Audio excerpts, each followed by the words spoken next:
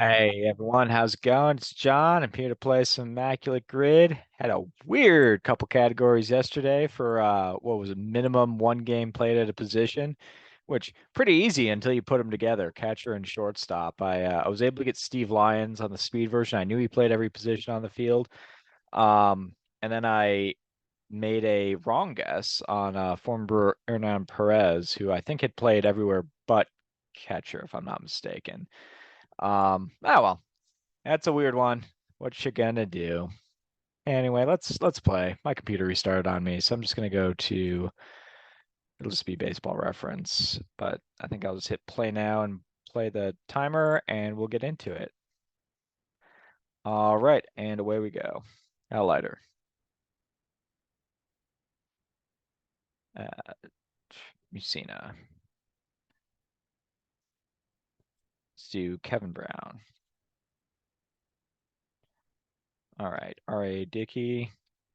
He certainly works. Roberto Alomar. I just need an all-star. Oh, he would have worked here too. Joe Carter. And then over here, Mike Piazza certainly works. Ripken works a million times.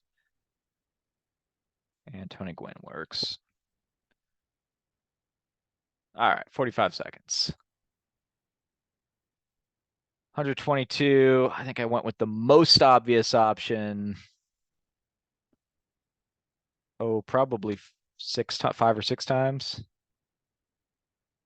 I guess Roberto Alomar is the most popular for both of these. Daryl Strawberry is most popular here, but I went Mussina, Dickey, I got Ripken, I got Gwynn, I got one of the Alomar picks here. Did I go up there? I guess I went Joe Carter, who's probably second. Yeah, he's got to be second because Roberto Alomar did 12%. Joe Carter is probably at 11%. All right. Well, let's good job there. I'll take 45 seconds. And I think this is one of the easier grids I've seen in a while. But let's see how low I can get on the rarity score. It's the same deal here. And know how to play Immaculate Grid. And away we go. All right.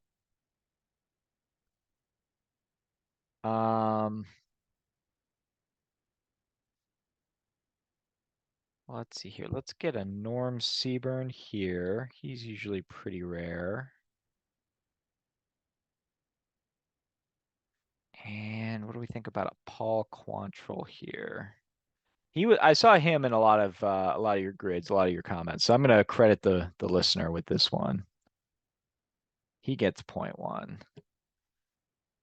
Um, Mike Stanley.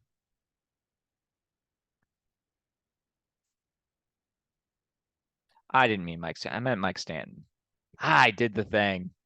I did straight up say Mike Stanley out loud. I meant Mike Stanton.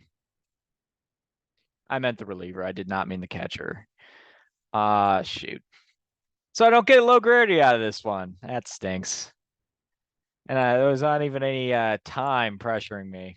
All right, well, I guess I'll just say 0.7 is actually higher. I probably could have gone with someone, but maybe Rick Cerrone would be better, and he doesn't have a name even remotely like anyone else. So, but I can't use that as an excuse. I said Mike Stanley straight up out loud. I was thinking of him though. All right. Bummer. I guess Alomar works for all of these. Um, Randy Myers works for all of these. That's a fun one. So the only question is where to put them. Now that I've got no pressure on me because I messed up already. Um, let's see. Tony Fernandez will work. Fred McGriff will work. All part of that same trade with Joe Carter and Roberto Alomar. Um, then what works here is well, he's kind of a long time Met. So I want to go with him. Yeah, yeah. Let's go with Mookie Wilson. He's a Blue Jay towards the end of his career. Okay, so he takes 2%. I believe Mike Flanagan hits both teams. Takes 3%. Pat Henkin also would have worked. He might have been a little better. I guess I'll go Randy Myers here. 0.5, despite spending half a season or less, or a combined season with both teams. And then how rare can we get with our All-Stars?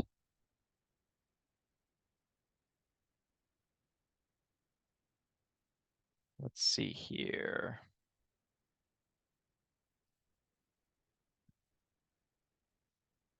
What about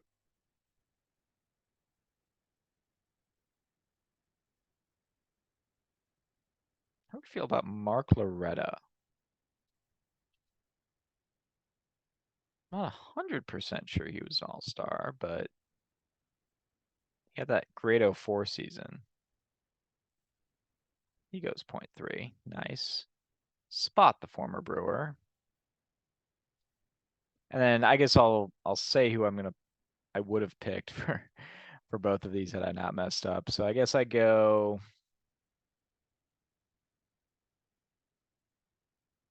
So really sound. But thing is, like the Orioles were bad for a while there, but for at least the first chunk of that, Cal Ripken Jr. was, and I'm talking like 98 to 2011. But Cal Ripken Jr. was getting his kind of like lifetime achievement award type all-star votes.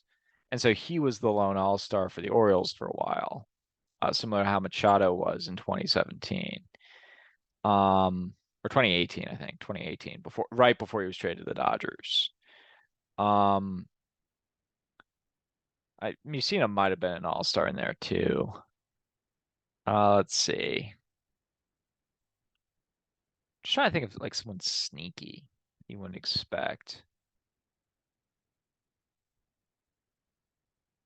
Um, Maybe like a Steve Stone. He got second in a Cy Young balloting one year. No, he won the Cy Young. He won the Cy Young in 1979 or 80. I think it was Flanagan in 80 and Stone in 79. Um, and then up here, well, how about this? How do we feel about Lance Johnson was definitely an all-star, and I have an all-star card of him from the 97 Upper Deck Collector's Choice collection.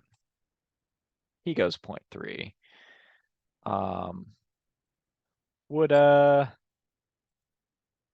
would Stone have worked? Steve Stone was an all-star in 1980, so he would have worked. Probably would have been a pretty good pick. Yeah, well, no one to blame by myself. I was thinking of the man, but I wrote the wrong man down and I said the wrong man out loud. So yeah, pretty easy grid to mess up. Oh well, 107. Not great. Anyway, it would have been a good score. I think I'm predicting that Steve Stone probably would have been about 0.3, and then that would have been, a 7 or an 8 had I done it right. Stan's a little bit higher, and then maybe I can come up with better people in these, but 2 and 3% is not bad either. All right, well, just remember to check your work. I guess that's the lesson here. Check your work before you submit, right? All right. That goes for life, All right. I'm going to call it there. Have a great weekend. Hope you're enjoying this holiday season, and I will talk to you tomorrow. Peace.